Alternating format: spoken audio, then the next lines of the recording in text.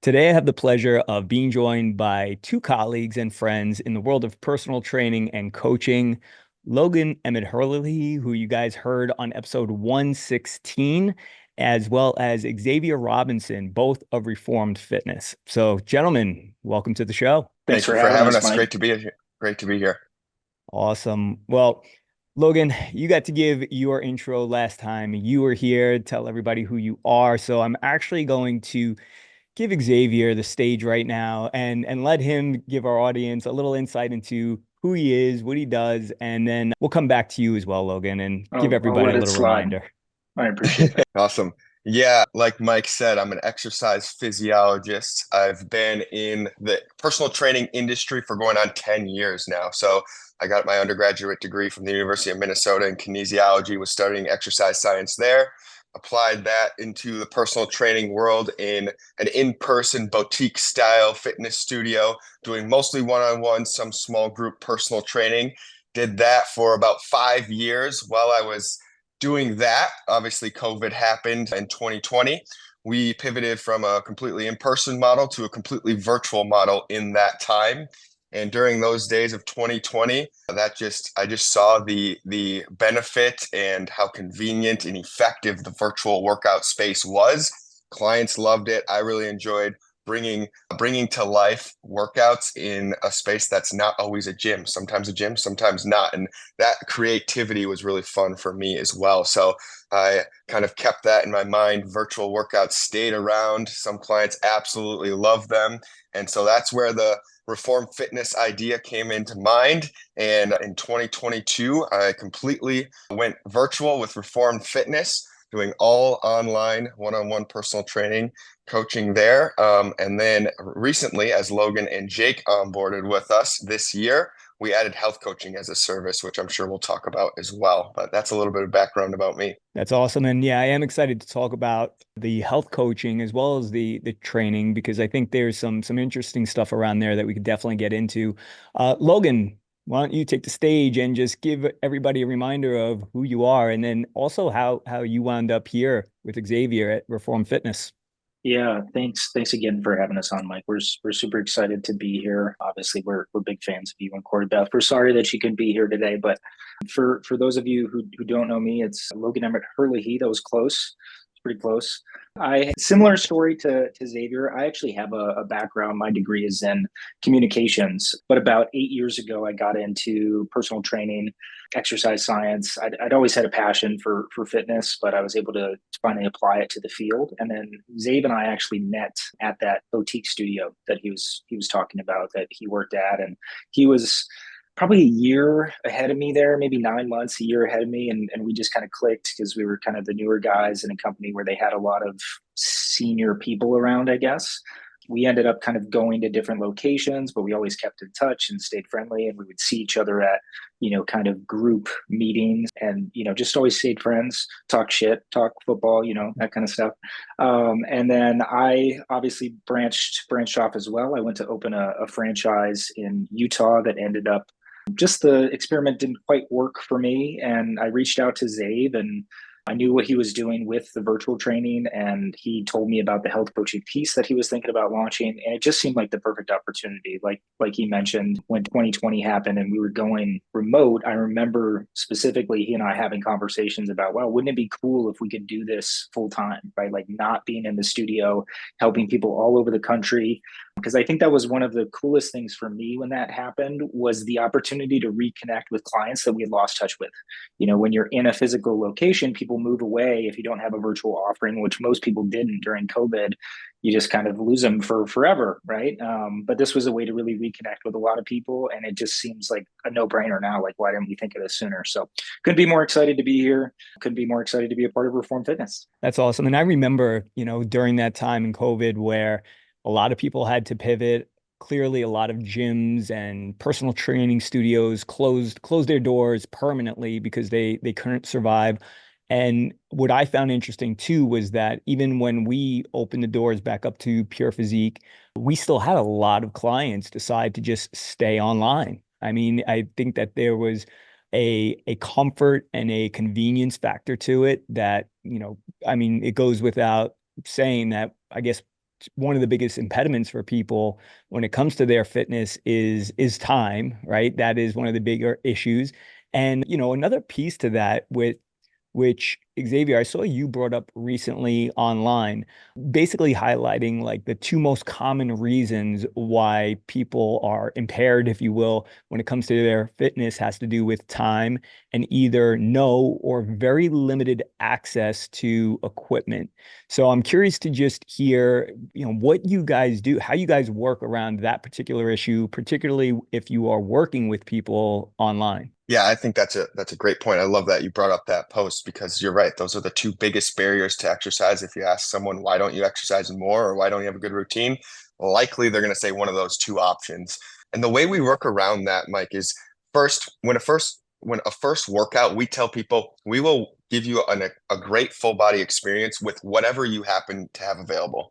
And a lot of times, most people have some old dumbbells that they got 10 years ago, used for a week or two, and then, left them off to the side, or some old bands that they were using. So a lot of people have something at their disposal that they can use.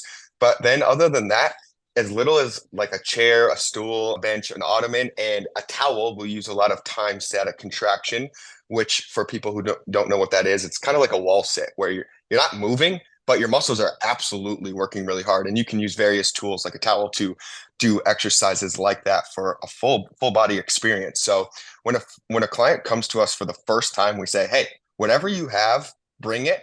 And we'll adapt the workout to you. And that's true for every person. And then from there, we'll make some professional recommendations. Hey, if you get this set of bands, that'll unlock a lot of other exercises that we can do. Hey, if you just get another set of dumbbells so you have 10 and 20 pounds, that's going to allow us to do a lot more. An adjustable bench is another thing. So we have a list of curated items that we'll get. And based on the client's budget and their desire to add more equipment, we will make some recommendations from there. But some people just like not having a lot of equipment. I trained a client this morning. I've recommended tons of different equipment. He just wants nothing in his house. He doesn't want any exercise equipment, no clutter. He wants towel and chair. That's all we use. We've been using that for going on a year.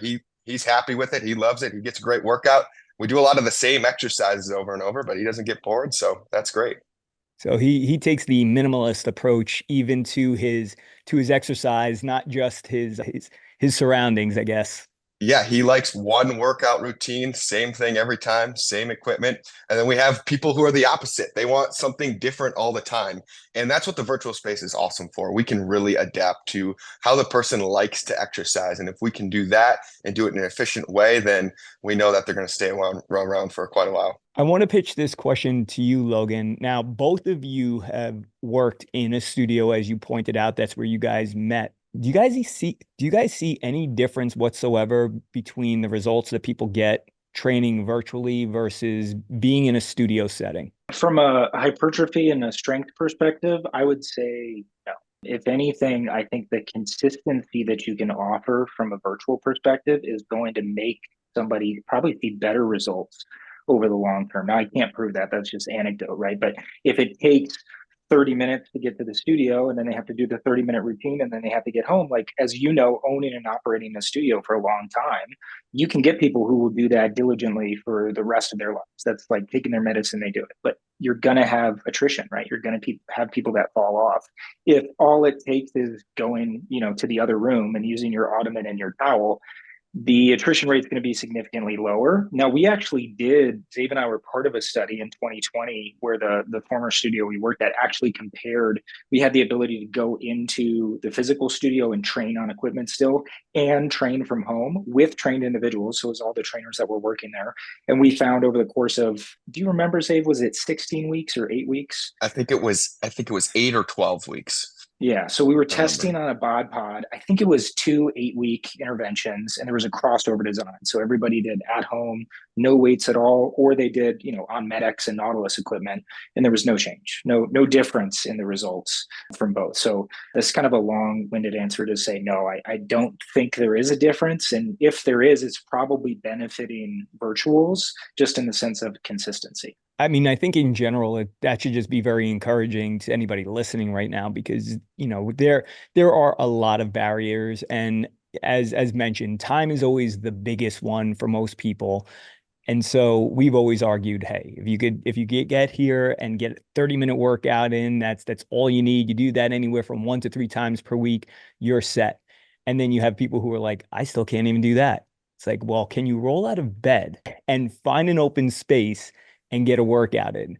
And the short answer to that is yes, absolutely anyone can do that. I think for a lot of people, though, because of the way that we've been conditioned, we believe that fitness has to be so much more complicated than that, though.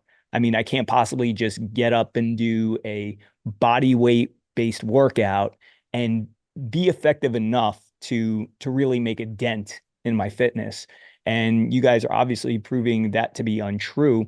I'd be curious to, more for the listener. You mentioned time static contractions, and that's not something that we talk about quite frequently at Pure Physique. It's nothing that we actually implement quite often. However, we did as well during that time of COVID when we were doing more virtual workouts. So walk somebody through what a workout might look like using, just as you mentioned, a chair and a towel. Yeah, absolutely. And keep in mind, we still like equipment. We like having people have dumbbells and a bench and bands and things. It doesn't mean we need it, but we definitely would love to use that. And of course, time static contraction is replacing that when those things aren't available. So if you have those things available, I would recommend that. But if you don't, a time static contraction or full body weight workout would look something. I could just walk you through some exercises, Mike, like a full workout routine, what that might look like. Yes. When it's body weight for someone who's a little bit of higher intensity, I would love to start with a standard wall sit, classic wall sit. If you close your eyes and think about a wall sit, that's exactly what I'm talking about. Start there, 2 minutes body weight. Just fatigues the legs really well. Our ultimate goal is to get to failure, and it's a lot easier to get to failure if you do a 2 minute wall sit right away. On the body weight exercise, you have to do a lot less of the next exercises. So we do a 2 minute wall sit, for example, to start. Then like to get into lunges, always at a slow, controlled pace. Standard pace for us is contracting in 2 seconds, eccentric phase or lowering phase in 4 seconds, but we use lots of different pacings. After lunges, probably do a squatting exercise. Standard goblet squats work great. And then if weights are available, we'd probably do a deadlift. If weights are not available, like you said, we do like a static contraction leg curl. And the way I really like to do that is a couple different options. Standard would be laying on your back, heels on the ground with your knees almost straight, but just a slight bend, like you're in the stretch position on a leg curl machine, essentially. And then you just raise your hips up, and it's like a reverse plank. You're pulling your heels really hard into the ground.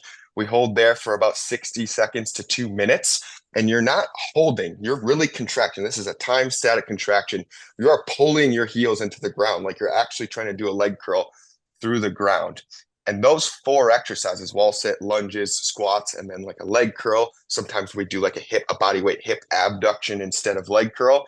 But those 4, maybe 5 leg exercises, if you do them right, do them slow, you're going to be absolutely cooked. For upper body, we jump right into push-ups, standard push-ups, then a towel seated row. That's time static contraction.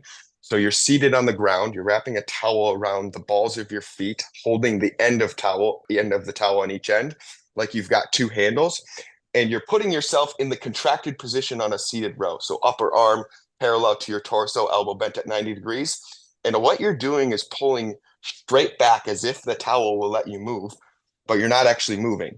There's a couple different protocols you can do. You can go for a continuous 90 seconds or 2 minutes and kind of build up the tension, starting at 50%, going up to 75, and then ending at 100%, doing increments. We a lot of times do 30-second increments. Another way we love to do static contraction is just max contraction. Essentially, you're pulling on that towel for 30 seconds as hard as you possibly can, then resting for about 5 seconds, pulling as hard as you can for 30, and going back and forth on and 30, off for 5 for about 90 seconds of tension. After the seated row, we do like a body weight dips a lot of times as well. Another great exercise after the dips would be a shoulder raise, time static contraction, again with the towel, but you're standing essentially pulling the towel straight apart. So for those of you who can't see on the video, the towel is like right by your lap, and it's trying to rip the towel in half. Your hands are slightly outside of shoulder or hip width, and you're just really ripping that towel. Same protocol that I talked about with the towel row.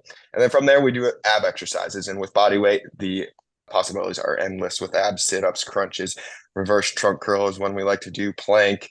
I mean, there are tons of body weight ab exercises. So that was a little long-winded, but that's what a full body workout can look like with literally no equipment. I could visualize the workout as you're talking through it. And I hope those of you listening can visualize that as well, because I think the most important thing to take out of it is, again, how efficient you can be and how you don't require a whole lot of equipment. And although, I'm of the same mindset, if you have the equipment available, great. It just makes things maybe a little bit more efficient, adds a little bit more variety. Same thing can be said with dumbbells. Having those things available can really just make for maybe a more well-rounded workout, in the sense that you don't have to feel like you're doing the same thing over and over and over again. And maybe you can measure your progression a little bit better that way. However, I just love the fact that this takes away any excuse that I can't strength train because I don't have a gym available to me, or I don't have a rack of dumbbells. And so I love that you guys are kind of dispelling that for a lot of people. What I would say is, though, or I guess the question that I would pose more for the listener is, well, why wouldn't it be important for me to have this equipment and all this other stuff available? I mean, like, can I really get stronger doing workouts like this? I mean, what would you say Mhm. is the most important factor in helping people to get really good results from their training? I would say it all comes back to double progression, right? That's either increasing the time under tension. A lot of people record that with reps, or increasing the amount of weight or the amount of resistance that you're doing. If we can use double progression, either increasing the time or increasing the weight, then we know that you're going to consistently get stronger. How do you quantify that with a time static contraction? You really can't. But all the other exercises I've listed squats, lunges, wall sit, you can add weight to that, or you can just go for a longer amount of time or more reps, changing the pacing that you're doing that at. I said the standard pace is a down and 4, up and 2, but when you got some super slow people probably listening to this, we'll do the 10-10 pace. We'll mix it up. So there's a lot of different ways that we can use double progression to make sure that clients are getting stronger. And Mike, honestly, if someone wants to really optimize their muscle growth and strength gains, then I would say, yeah, you probably need to add some outside equipment. But if your goal is to be a healthier human, make your heart and lungs healthier, build bone density, build muscle, build strength, and just be a healthier human, then I would say you don't need equipment. You need to be consistent with strength training. And however you can do that, with equipment or without, then that's going to be the best option for you. Yeah, that's great. I mean, I think we all agree, especially because we come from that high intensity training background, that at the end of the day, it's all going to come down to intensity of effort more so than anything else in terms of stimulating any improvements in strength and muscle hypertrophy.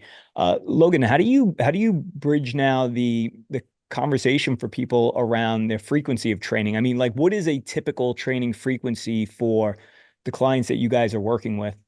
Yeah, that's a great question. I just wanted to add on to what Xavier was saying there at the end as well. Is I think this is where the supervision piece becomes especially important when you don't have equipment as well, right? Having somebody that can hold you accountable to good form is going to allow you to continue to progress. Like a lot of the people that we get that first come in can't do a regular push-up, right? They're doing push-ups off their knees. So if you're just doing an at-home workout and you're trying to do push-ups on your own, you might go, how am I ever going to know that I'm getting better at this? Right. But if you have somebody that's seeing you, that you're reporting to that same time every single week and can see that progression for you, even if you're still on your knees the entire time, right? Like we know the difference between, kind of can't really, but when you're like doing the all fours kind of push up versus like you've actually got your hips forward and you're doing a real push up right from your knees. So I think having the accountability piece is huge. As far as frequency goes, we're still all about convenience, right? So we've got clients that train typically once or twice per week. I have quite a few clients that will train 3 times per week. I've had people that will train up to 4 times per week. I don't think there's a lot of evidence to support much more than that when you're training in a full body fashion, which is what we do. So typically we're still going to be in that 1 to 3 times per week. I would say, Zave, correct me if I'm wrong here, but I'd say probably 70 to 80% of our clients are on twice a week. cadence. So we find that to be the most effective. An hour a week is pretty easy to justify for most people, especially like you said, when you're just rolling out of bed and doing a workout. So we've found that to be sort of the sweet spot is the twice per week. But I would say we definitely push for that unless it's literally you have no time. All we can do is once a week. We have to get the bare minimum in.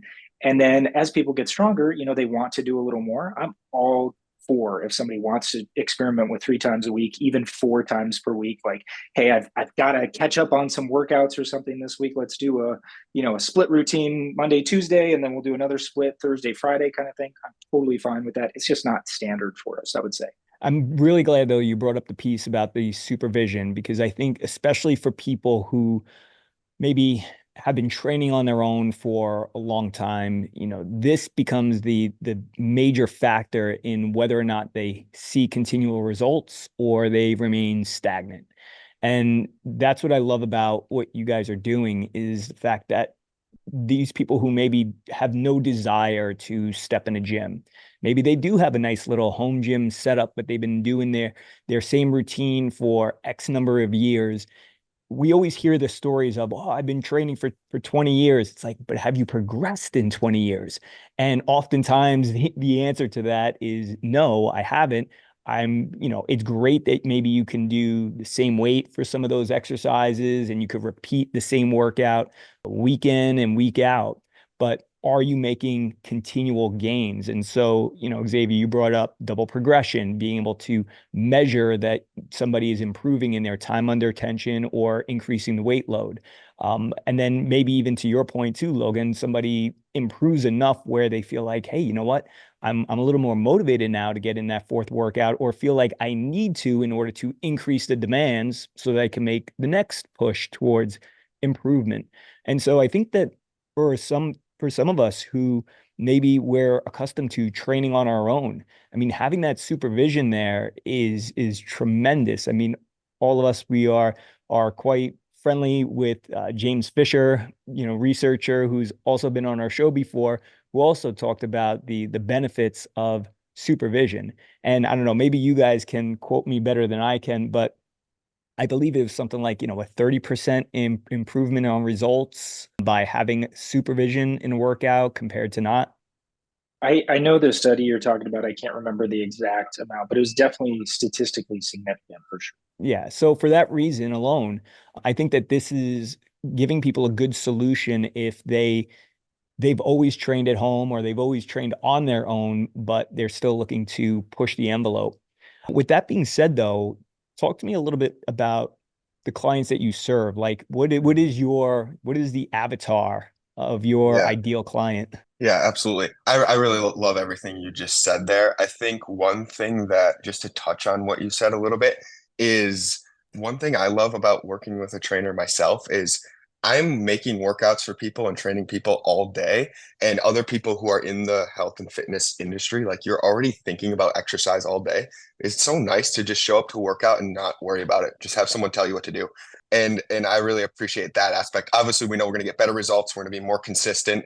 And that paper you talked about showed that you actually spend less time on exercise too when you work out with someone else. So you're saving time and getting better results. But I like just the convenience of not having to think about my own workout. Someone else is tracking it for me. Someone else is telling me what to do, and I can just show up and work hard. So, but to answer your question about our typical client and our client avatar, female business leaders are our bread and butter. That is who we serve the most. There's a myriad of reasons for that, but just business leaders in general are definitely our, I would say 90% of our clients, busy professionals, people who have demanding jobs, they're high achieving, and they're traveling a lot. Most of our clients travel for work very regularly, some of them multiple times a week, and they never miss a beat, never miss a workout, because why would they? They can work out anywhere. And so that's who we serve the most.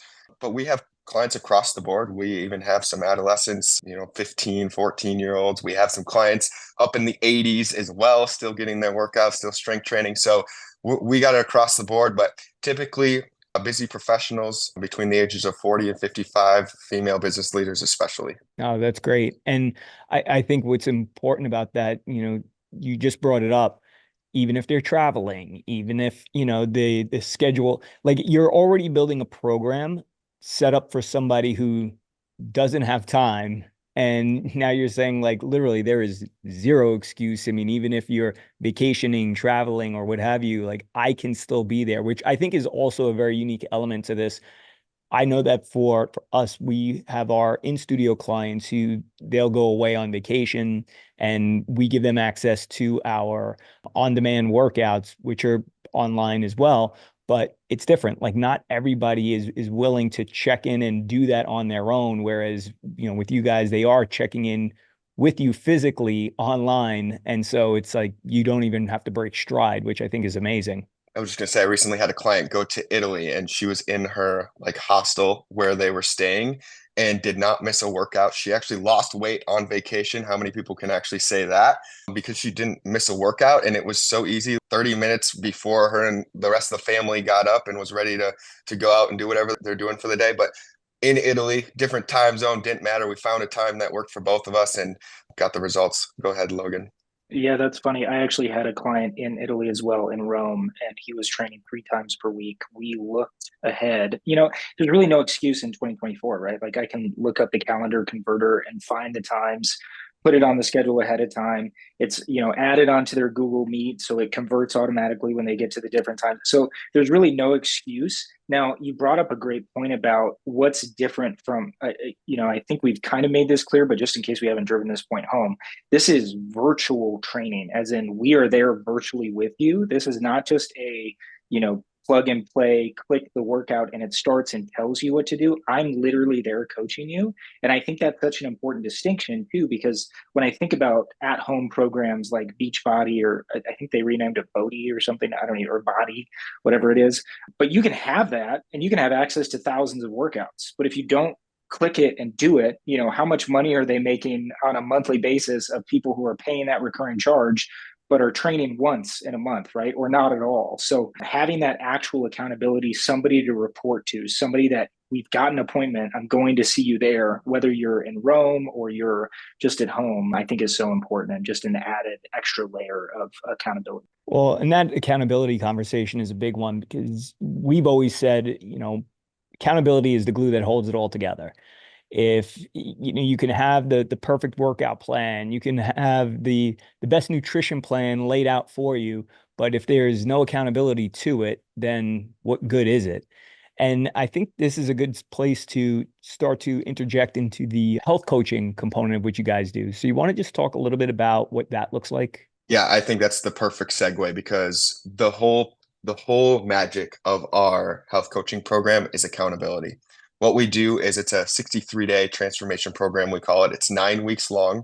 That's what the research shows is the time we need to actually build a new habit and sustain it. So that's why it's 9 weeks long. And what we do is help busy professionals integrate healthy habits into their life seamlessly. And so we call them the big five habits, of course, a play off the big five workout. Those habits, we're not going to break any ground here. We're not going to blow your mind with these habits. They're super, super simple. It's structured exercise. That's your twice a week full body workouts. It's daily movement. We have a walking goal, 7,500 steps or other movement if walking's not their thing. Nutrition. We don't give them exactly, you're going to eat this on Monday, Tuesday, Wednesday. We don't give them an exact plan. We want to make it flexible. We help them stay within their calorie goals, stay within their macronutrient goals in a sustainable way.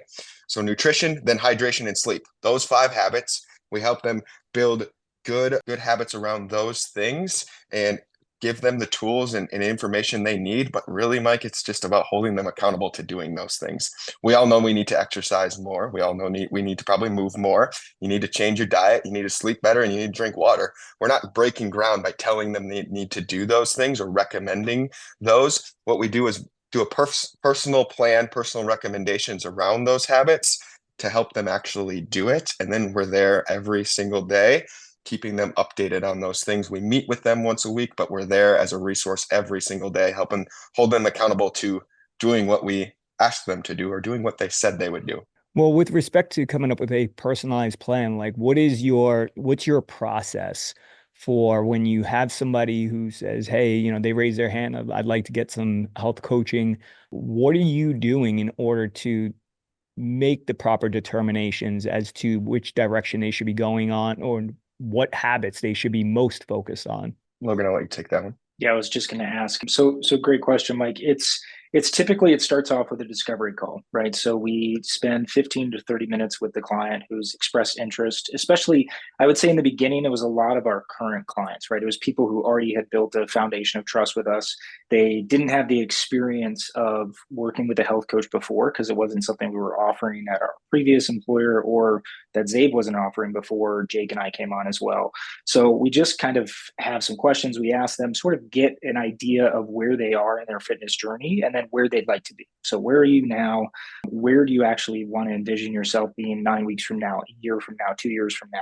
And usually there's a pretty large gap. And if the gap is large enough and we think that they're impassioned enough to actually want to take that next step, we recommend that they set up health coaching. So we'll set up a 60 to 90 minute meeting with them. We have everything worked out, right? So we've got all the systems in place to share this Excel spreadsheet with them that has the entire 9 week program. So they go through a promise card where they're basically committing to us that they're going to work their hardest over the course of the 9 weeks, do everything that we kind of lay out together. And then they've got some really hard homework. It's not hard, but it's pretty detailed, right? So we want to go through their goals in detail, see, if we can get to the root cause of why they actually want to do these things. Then we go over in depth their current body composition, where they'd like to be. We talk about their nutrition habits. Where are they currently with all those nutrition habits? What are they maybe missing from an exercise perspective? So not everybody, again, is going to get the same cookie cutter recommendations. But if somebody is maybe feeling like their cardio is not where they'd like it to be, maybe we add in some additional cardio workouts. If they're maybe already a runner, like I was working with a guy who bikes 100 miles every weekend, right? So adding an additional cardio is not necessary for him, but he still wasn't losing the weight that he wanted. So it was really about getting his diet in balance and then continuing to exercise as hard as possible, getting his protein up to make sure that he wasn't losing muscle from all those long bike rides. Where I've got other clients who come in and they don't do anything, right? They're sitting on their butt most of the day, right? So we really try to tailor the program based on what they need from a full, well-rounded exercise perspective. And then we go just into their day-to-day. So what do their sleep habits look like? What is their life look like? Are they busy professionals and they're running around all day, or are they kind of in a lull with work and maybe they're in between jobs and they just really need some motivation and they need to kind of capture some enthusiasm again? And what we've really found is it starts off really basic, those 5 habits, like Zabe said, we're not breaking any ground. And it typically turns into, over the course of the 9 weeks, life coaching is not the right term for it, but people tend to build on the small steps and momentum that they create, and they want to start doing other things. So that's where we can recommend things like journaling, or maybe they want to get back into meditation, or maybe they've lost their love for reading that they want to reinvestigate. So it's been really cool to have sort of a health coaching. We want to lose 10 pounds and keep it off is kind of our pitch, right? Lose those 10 pounds and keep them off for forever. But then it turns into, how do you just become a better, more well-rounded, harder to kill human being? Let me ask a question, and this is going to be one where I'm not looking for a precise answer. You're not going to probably be able to give me a precise answer to this question. Just more out of curiosity, I mean, what percentage of the clients that you're working with actually go forward with the health coaching component compared to just sticking around for workouts? I think maybe you can answer that, I Zabe. actually can give you an exact answer, Mike. We have had, I'm looking it up right now. I want to say, so we have ReformedFitness who have ever done a strength training workout with us. We have almost 200 clients who've tried to work out with us at some point over the last 3 years. We've sold health coaching now for about 6 months, and we've had 45 people do a discovery call with us in those 5-6 months. And about half of those continue with us and do a health coaching pro, at least one. Now, Mike, a lot of the times our health coaching clients, 9 weeks, they're like, I'm doing great. I want to keep this momentum going. I want another 9 weeks. So we do another 9 weeks with them. We also have a continuation program where it's more of just a monthly check-in. They still have access to us 24/7. They have a question that comes up. They need help. They're at a restaurant and they don't know what to order. They're at the grocery store. They don't know what choice to make.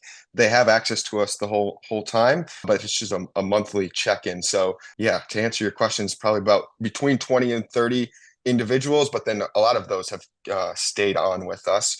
And we've tracked all of their results as well. So if that's one of your next questions, we can dive into that too. Yeah, I would love to get into results. What I always find interesting, and the reason why I ask this is because on our side, we also offer to clients the opportunity to get additional coaching, particularly around their nutrition and their lifestyle habits, all of that. And sometimes it shocks me at what a small percentage of people will actually take you up on it, or if they do take you up on it, they actually remain diligent to the process, right? They are showing up and actually doing it because at the end of the day, you're going to spend more time outside of your workout than you are in your workout. I mean, for you guys, you may be working with somebody for 1 hour a week, maybe an hour and a half at most, no different for us. And yet now, what about all the other hours in the day that we're not making proper decisions, or at least we're confused about the decisions to make? And yet I feel personally that in some ways the health coaching is more valuable than the training itself. I mean, would you guys largely agree, disagree, or do I you feel the I would same? I would 100% agree. If someone wants to now, I would agree if your goal is to improve your body composition. If your goal is just to be harder to kill, like Logan and I like to say, if you want to just prevent disease and prevent broken bones and injuries and things like that, then I would say strength training is more important for sure. But if your goal is to improve your body composition, health coaching is far more important because, like you said, you're right, you can't just only do exercise and expect to change your body composition. It's mostly going to come from what are you doing outside of your exercise, and that's where the body composition results are going to come from. I would say with your experiencing seeing like, okay, a smaller percentage of people are actually wanting to do it, and then from those people, some people aren't sustaining the habits. I would say that goes back to like what Logan said with our discovery call. We are making sure that the people who are actually entering our health coaching program, we're not just accepting everybody. We want people that are truly ready to go through the steps and actually want to make a change and sustain that change. So for that reason, every single person that has gone through it has no one's dropped off throughout the 9 weeks, and every single person has lost at least 1% body fat or more. So we've had great results and really good sustainability. I think that just comes because we're not afraid to say no if we don't think a client needs it, or we don't think a client's actually ready in that stage of their journey. We will tell them, hey, I just think workouts are good for where you're at right now.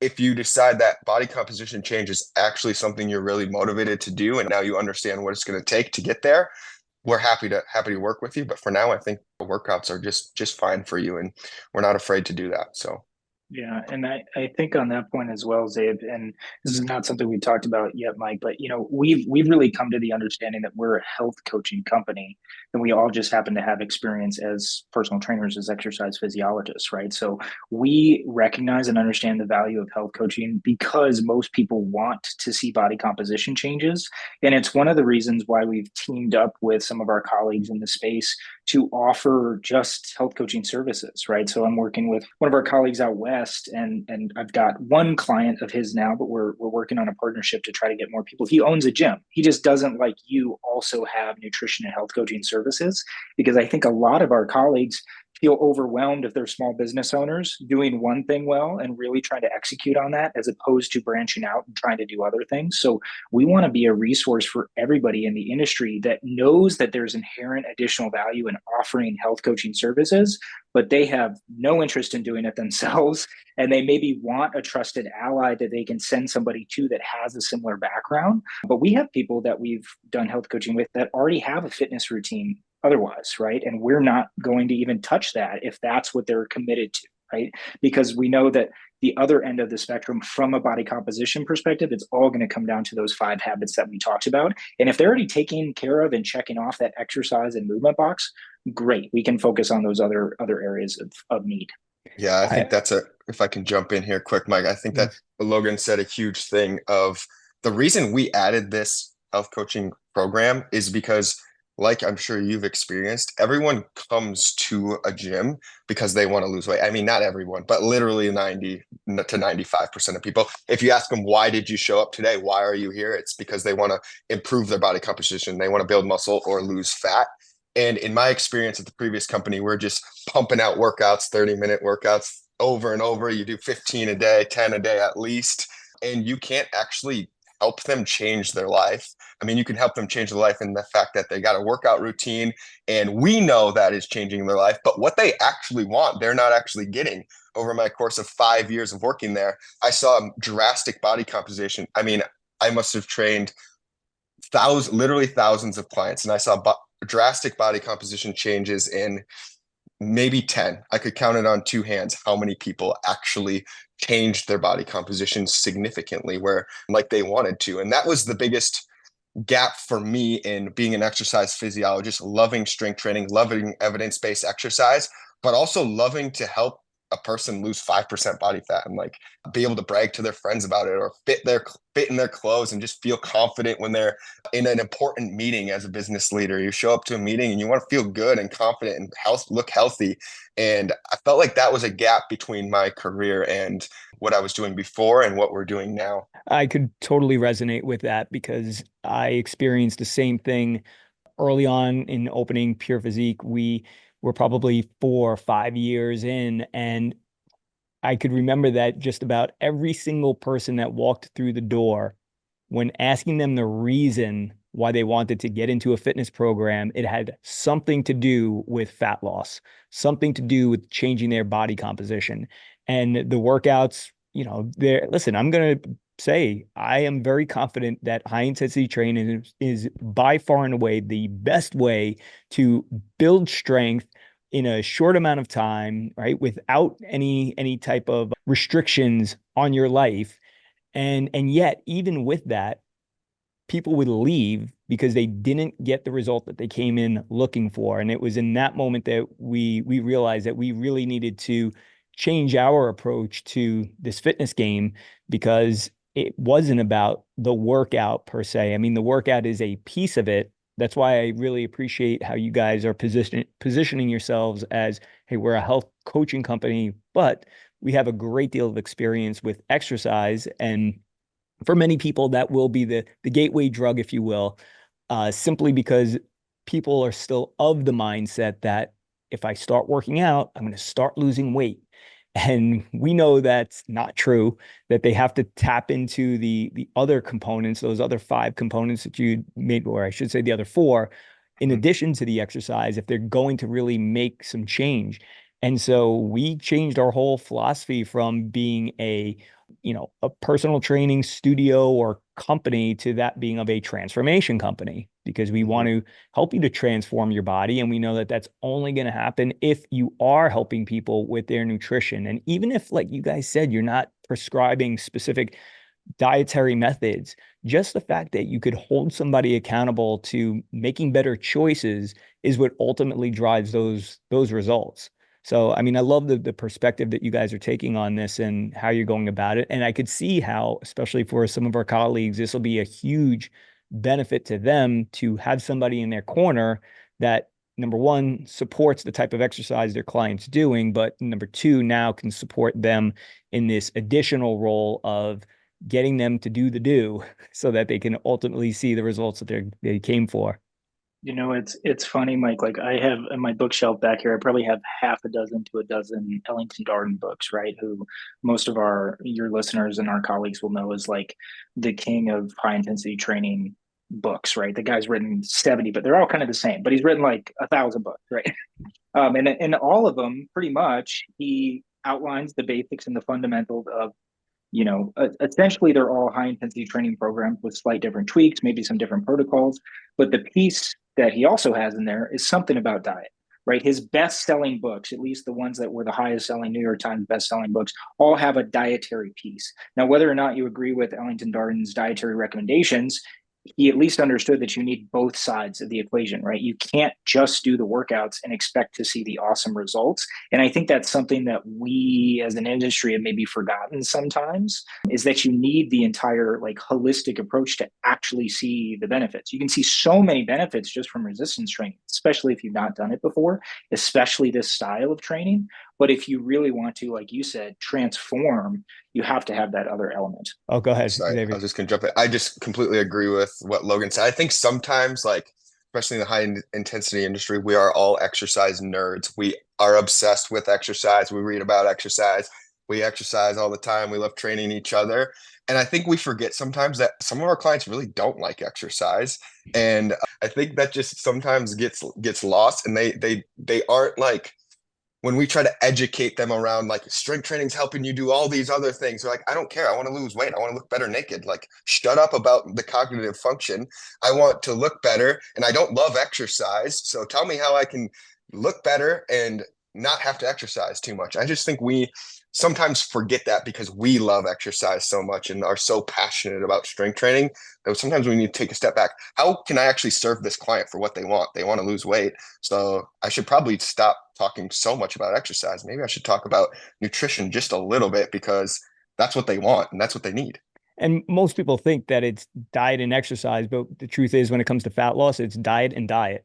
That's really what it Yeah, comes right. down to. Yes. It is all about your nutrition, and then of course those other habits, because things like sleep and reducing stress, I mean, that's going to lower our cortisol levels. It's going to allow us to release fat more easily, or again, prevent us from gaining or retaining fat. So, exercise does play an important piece, but it's more of a supportive piece than anything else. I mean, if you are losing body fat and you are building muscle, that's only going to raise your metabolic rate and help you to keep that fat off permanently. And I think back to, a client who, it's funny, I saw him today and he's actually been with me for like 22 years. Wild to think that I've been doing this almost that long.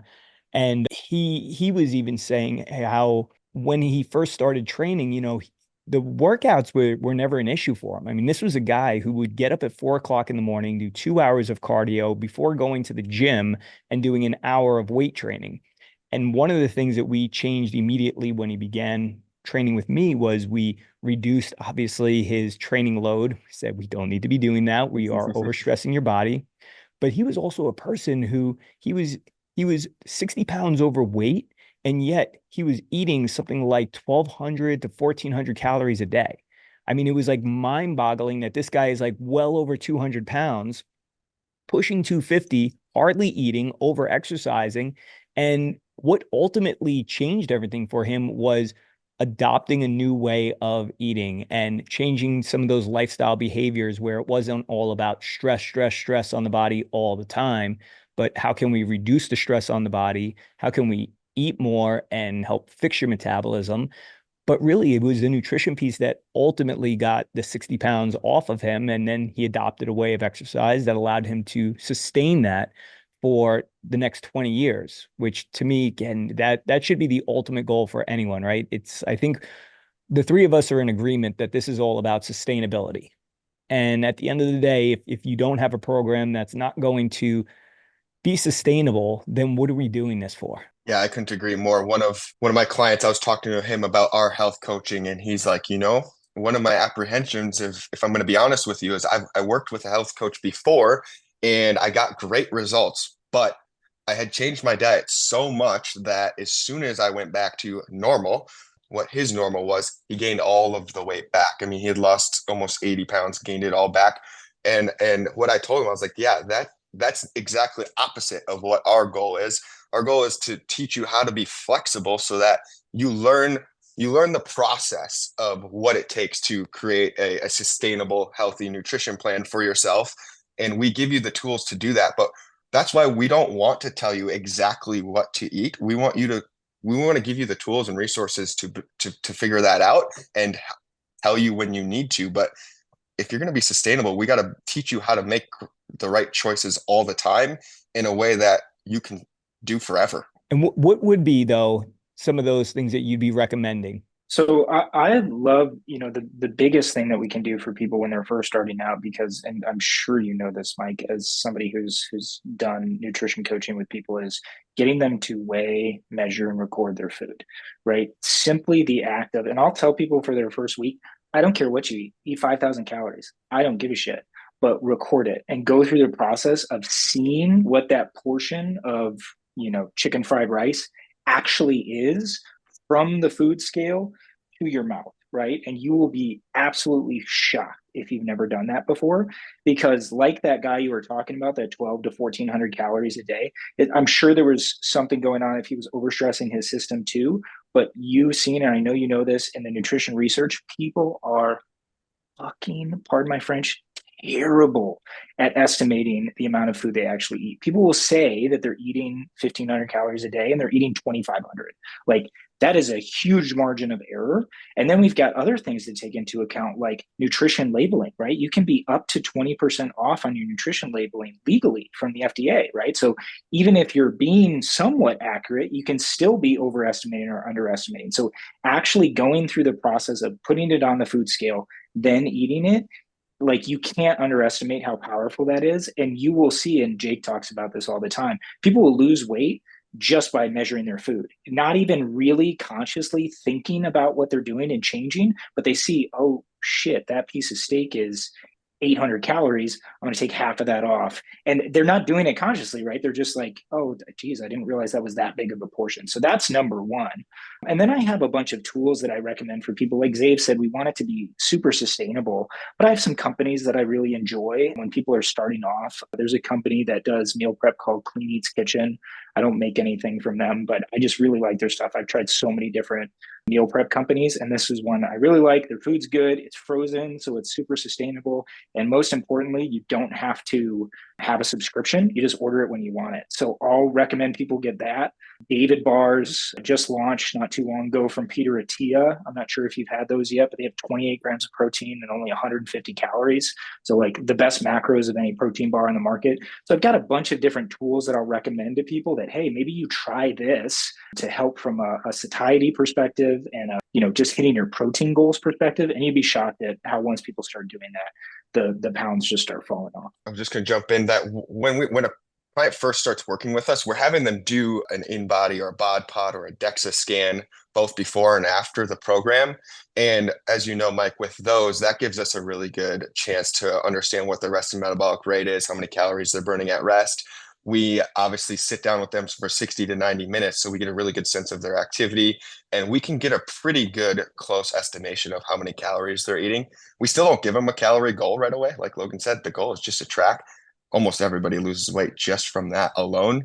And then as they build that habit, okay, I'm tracking everything that I eat now, and that's pretty sustainable. Like I've got a great process for that. What's the next step? Okay, now here's how many calories you're burning. We know we've got to put you in a caloric deficit.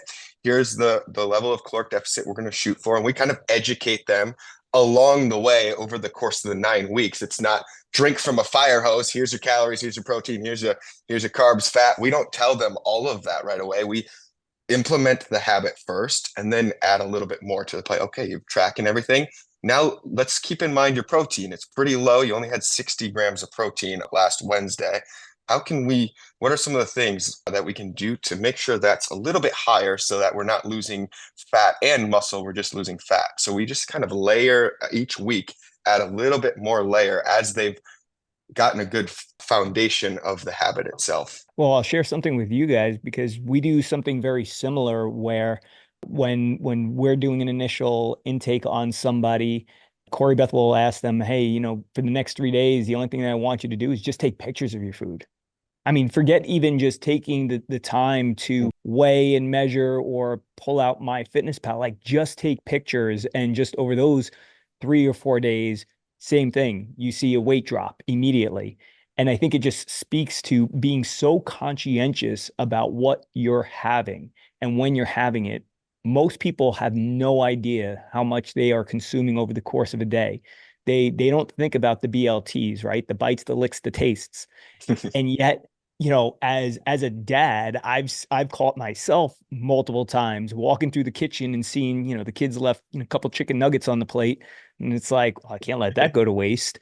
And that's what we do. But we don't ever think about that impacting us until we are either photographing it or we're actually putting it into some type of calculator to see, like, oh, whoa, that's how much I'm taking in. In fact, we are currently running one of our 6-week challenges where we told people, hey, during this particular challenge, we are going to ask you to record everything you're doing and try to be more conscientious about hitting macro targets. And we rarely ever do that. This is just for a group of people who, have shown that they have established the proper habits. So this is more of like taking that next level, what we would do if we were getting ready for a bodybuilding competition again. And so we're watching these people, go through the process. But even for myself, because I'm doing it alongside of them, I'm like, man, I consume a lot of half and half in a day. I mean, with all the cups of coffee I'm Yeah. drinking, I mean, this accounts for for me, almost my entire carbohydrate intake in the day comes from just half and half alone. It's incredible. But you wouldn't recognize that unless you actually had to take a moment and say, oh, how many tablespoons of half and half is that? You know, how much butter am I using when I'm cooking? And again, everybody here knows absolutely love butter, adore butter, and encourage everyone to have butter as well as very fatty meats.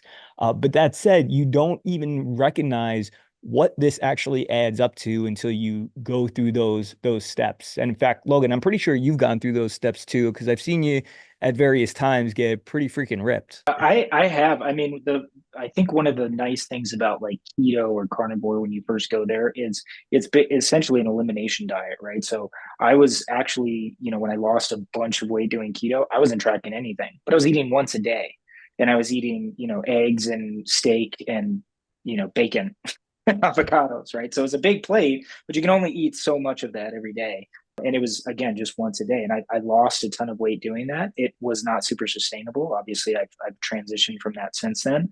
But it's interesting you mentioned the accountability piece of kind of starting to count macros and doing all those things. We actually, as a company, just decided, the three of us, Jake, Xavier, and I, that we're going to be going through our 9-week transformation just like our clients do. So we wanted to actually have that experience. And I've tracked my food now for the last, probably 2-3 years on a consistent basis.